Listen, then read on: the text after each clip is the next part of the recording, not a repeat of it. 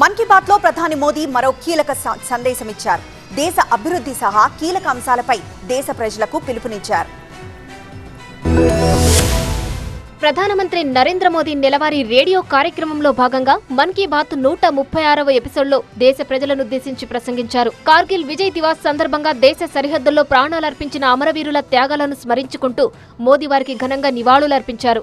దేశంలో వర్షపు నీటిని సంరక్షించేందుకు చేపట్టిన క్యాచ్ ది రెయిన్ ఉద్యమంపై ప్రజల్లో వస్తున్న చైతన్యాన్ని ఆయన విశేషంగా ప్రశంసించారు. నీటి పొదుపును ప్రతి ఒక్కరూ బాధ్యతగా స్వీకరించాలని పిలుపునిచ్చారు. క్రీడారంగంలో అద్భుత ప్రదర్శనతో దేశ కీర్తిని పెంచిన బ్యాడ్మింటన్ స్టార్ పీవీ సింధుతో పాటు భారత మహిళల క్రికెట్ జట్టుకు ప్రధాని ప్రత్యేక అభినందనలు తెలిపారు. అలాగే విజ్ఞాన శాస్త్ర రంగంలో దేశం సాధిస్తున్న పురోగతిని ప్రస్తావిస్తూ భారత ప్రైవేట్ రాకెట్ విక్రమ్-1 ప్రయోగం విజయవంతం కావడంపై హర్షం వ్యక్తం చేశారు.